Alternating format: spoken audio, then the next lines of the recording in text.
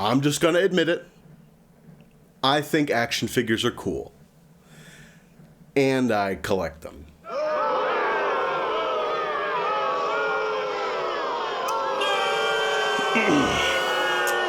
I've always been fascinated with them, ever since I was little, especially when it comes to their application in the medium of stop motion. Seeing your favorite character in physical form like this is one thing, but being able to bring them to life through stop motion is an unreal experience. And I even did a few stop motions with my action figures as a kid. Here's a classic, it's called Mario in House World.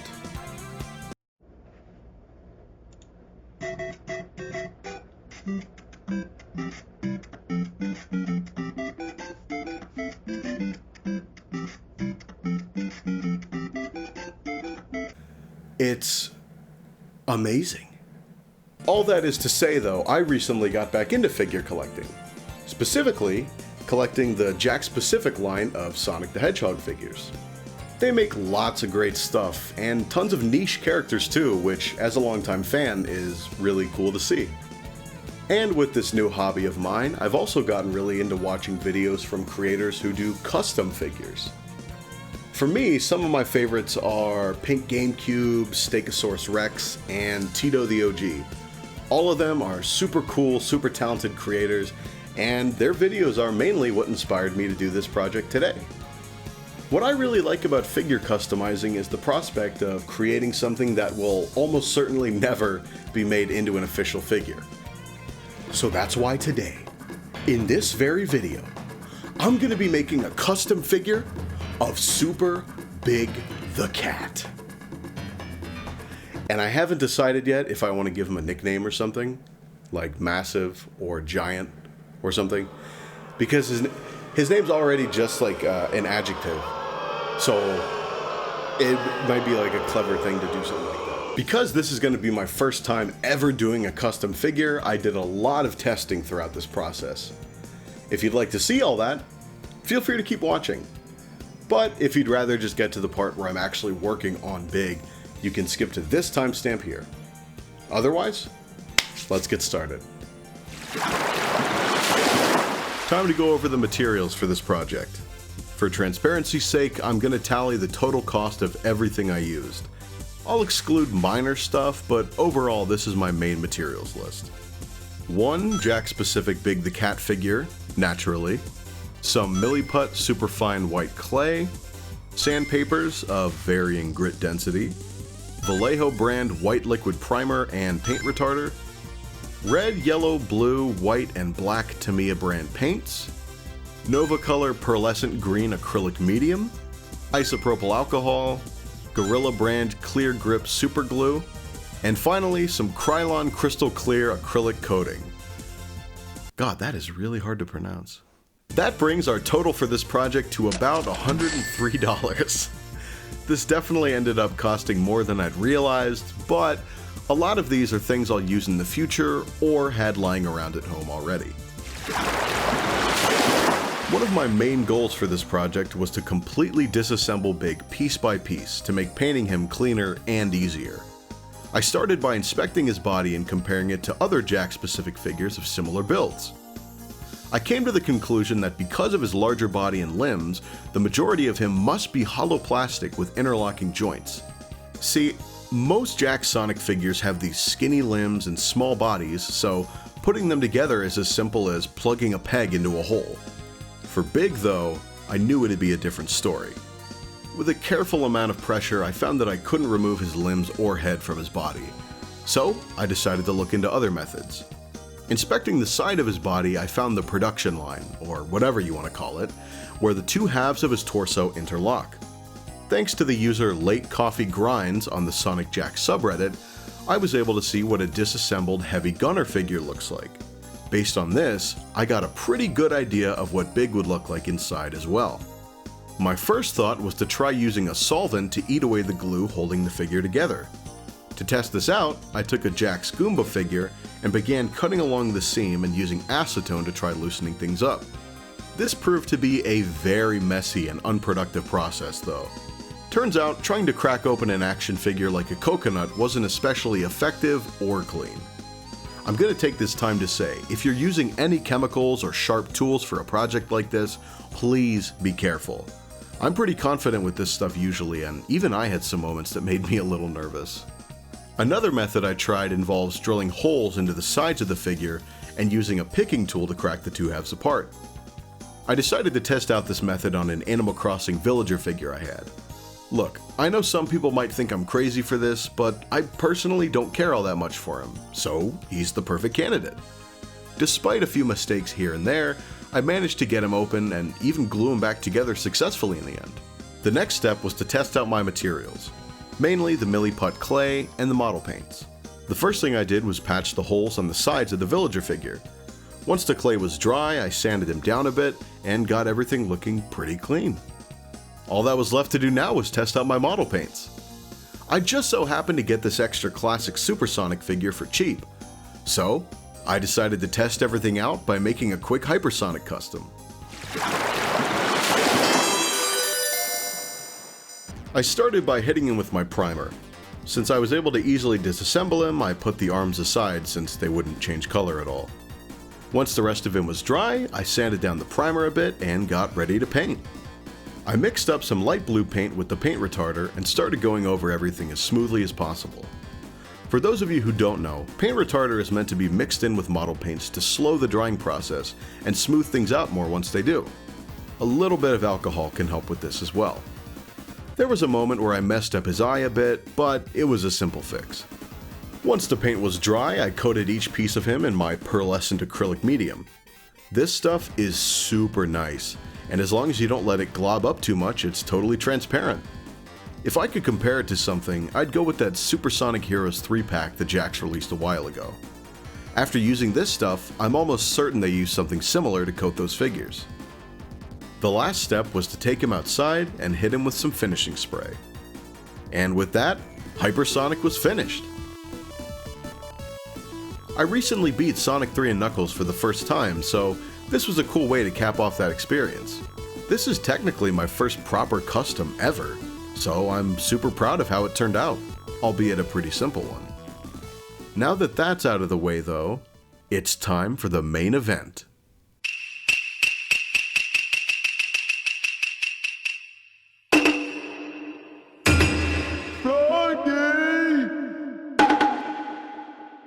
Before anything else, I wanted to solidify my design for the figure. Because super big is already a pretty ridiculous concept, there wasn't much fan art of it online to begin with. Aside from the fan games Big's Big World and Sonic World, all I was able to find was this fan art of Super Team Rose by McDevitt John on Twitter, which I absolutely love, by the way.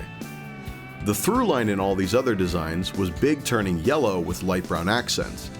I decided to draw up my own super big concept, and with some input from friends, landed on a light yellow with magenta highlighted color scheme. Now, we can finally start. Something I noticed about this specific big figure was the sheer amount of paint flaws on him straight out of the box. I'm honestly glad it turned out this way though. It's the perfect subject for a custom. I decided to start by trying to mold his ears like I had in my design reference. I had heard online that using a hairdryer was a good way to make action figures more flexible. So, I gave it a shot and it seemed to work pretty well. His ears became super malleable and I was able to get them into a position like this relatively easily. The trouble though was that even if the plastic had totally cooled off and the ears were still bent, eventually they'd settle into this new straight out position. My theory is that the natural shape of the ears makes this sort of thing virtually impossible. Have you ever folded a piece of paper like a hot dog and suddenly it becomes stiff from the top down? I believe it's something like that.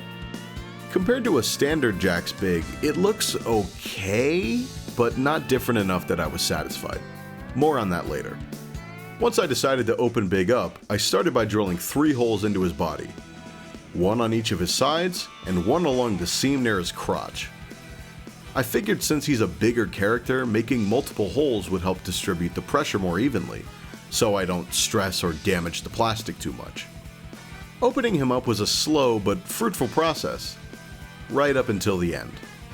I'd managed to get him to the point where his arms and legs, if you want to call them that, fell out, but his head still wasn't budging for some reason. And that's when I realized something. See, I'd initially thought that his head was interlocked to his torso like his arms and legs are here. I figured since his head is so big it wouldn't just be sitting on a peg like all the other characters. But, as it turns out, it totally is. Once I realized that, I simply pulled his head off and the rest of him fell apart super easily. Something I noticed once I took him apart was that my drill had actually gone through these support struts that hold him together. If you plan on doing this project yourself, I'd suggest aiming a little higher or a little bit lower. So, if you've ever wanted to know what a Jax big figure looks like totally disassembled, here you go. To avoid this custom just becoming a simple repaint, I wanted to pay attention to the finer details as best I could. In my reference for Super Big, I had this idea to make the hair spikes on the back of his head stick up like Supersonics do. The back of his head has 7 spikes, 2 on top and 5 on bottom with a big one right in the middle. Using my X-Acto knife and hairdryer to soften the plastic, I cut and removed each of the spikes and then put them back on upside down with some milliput. When it came to more destructive and reconstructive processes like this, I was really nervous I'd mess it up somehow. Once I cut something, there's only so much I can do to repair it, so this was easily the most nerve-wracking part of the whole project. But in the end, it turned out looking pretty good, which made me feel a lot more capable. Another thing I did was patch the holes along his seam lines like I did with the villager. I knew I wanted to paint each of the pieces before I reassembled him, so I tried to clean up these bits as much as possible. I think it turned out looking pretty flush, so that's good. With this newfound confidence, I decided to tackle the ears one more time. It became pretty clear to me that the hairdryer method wasn't going to work, at least not on its own, so I tried something more adventurous. The idea was to cut his ears into 3 sections and insert a posable spine into them using armature wire. Then, I'd patch the spaces in between with milliput. This worked out super well, and once everything dried, I carved and sanded down the excess clay. This was by no means a perfect job, but I really took my time with it and I think it shows. With these 2 steps out of the way, it's finally time to start painting. Like with Hypersonic, I carefully primed each part of the figure I knew would be painted and did my best to avoid spilling over into areas that didn't need it. After letting the primer dry for a day or 2, I sanded down the lumpy areas and got ready to paint. Since the yellow areas were going to need the most coverage, I decided to start with those. It took a couple passes because it's a lighter color, but in the end, I got everything looking pretty uniform. I'm by no means a great painter, but with the right amount of patience, I was able to make the whole thing work pretty well. One of the funniest obstacles I encountered was getting the right shade of magenta for his fur accents. I tried and tried to mix the right color, but nothing seemed to work. Things kept turning out too red, too purple, or too dull. And then it hit me. I'm sure everybody watching has heard of the color wheel at some point. The simplest version is based around the 3 primary colors: red, yellow, and blue. But did you know there's actually a second color wheel? The CMYK color wheel consists of cyan, magenta, yellow, and black, and is typically used for print and inks because it allows for much more vibrant colors. All that is to say though, because vibrant magenta is a primary color in its own right, it is literally impossible to mix using other colors. You can even hear the exact moment I realize it in this clip. That might be the next biggest one, is that this color is literally not possible to make. It literally is not physically possible. As funny as this was, I didn't let it slow me down. Thankfully, I had some acrylic magenta paint at home that would work just fine. As I was painting, I accidentally splattered paint onto the leather straps of Big's belt and sandals, which ideally I was trying to avoid. Mixing the right color took a bit, but I eventually landed on a near perfect shade and patched everything up. And last but not least, came the eyes. I wanted the eyes to look as good as possible, so I really took my time with this part. One mistake I made in the design was not providing enough contrast between the color of his eyes and the color of his fur around them. Because of this, I opted to give him black eyebrow lines to better distinguish where his eyes actually were. To be honest, I think it makes a huge difference. Once the paint dried and everything looked good, I went over every individual piece with the pearlescent acrylic medium. After that, I carefully arranged all of Big's pieces on my styrofoam platform and took him outside to spray. I tried to be extra generous this time, making sure to hit every nook and cranny so nothing went uncovered. Funny enough, reassembling Big was much more of a challenge than I'd anticipated. Since a lot of his joints have paint on them now, getting them nestled perfectly back into place wasn't going to work as well as I had hoped. Not to mention, during this process I accidentally scraped some of the paint off of him. Regardless, I got his limbs in place, put glue in the support struts, and clamped him together to dry. The next morning I reattached his head, touched up the paint a bit, and the figure was done.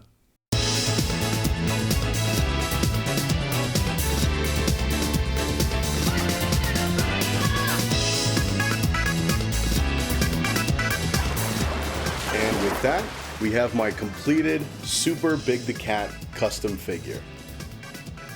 Overall, I had a lot of fun doing this project. Like I said, it's my first time ever doing a proper figure custom.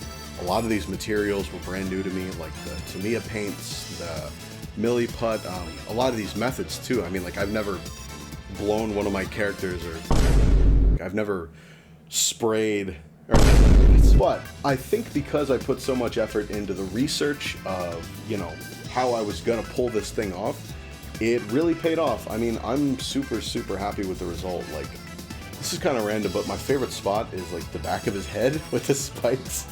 I just think that like adds so much. It really makes him stand out from like the normal Big figure, which, by the way, actually, let me get that.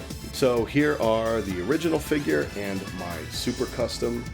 Together, they make a pretty cool pair. Seeing them together like that, yeah, this is really sweet. Dude, that's sick. It's just funny because like Big is such a nothing character, but I just really like his design, honestly. That's mainly why I did this. I'm honestly not even opposed to coming back to this and trying to do like another pass of it after a while. One thing I would probably try differently in the future would be airbrushing instead of brush painting. Even though I think he looks pretty smooth on camera, if you see him like close up, you can definitely tell there's some brush strokes. I tried my best, using the materials the way they're meant to be used, but it's still not perfect. And especially with this like pearl finish, I really kind of feel like I ruined it by doing that. I'm not like sad that I'm not like, oh my god, I ruined it. But like, it could just be like a little bit more perfect. But hey, you live and you learn. And play the song right there. I've also seen from Stegosaurus's videos that he's tried like dyeing plastic before. It's worth trying. I mean, I just didn't, think to test it out. One other issue that is probably my biggest disappointment with this is the paint rubbing off so easily on the joints. I do wish that this figure were posable. I can turn his head and I can turn his feet and his tail, but his arms are just totally out of the question. I mean, if I turn those things, the paint's gonna crack off. So it's a bit of a shame, but for this being my first one, I am by no means disappointed. I'm super happy with how it turned out. I think he's gonna look awesome on the shelf with everybody else. And yeah, I just really did have a lot of fun with this. I'm going to be including links to all the materials I used in the description below. And also I just want to give one final shout out to all the creators who inspired this video: Pink GameCube, Stegosaurus Rex, Tito the OG. Please check out their videos. I'm also going to be linking to them down in the description. Thank you guys again for watching this video. I had a ton of fun with this project, and I hope to do more in the future. Now I guess all that's left to do is get some beauty shots of the figure. Take it away!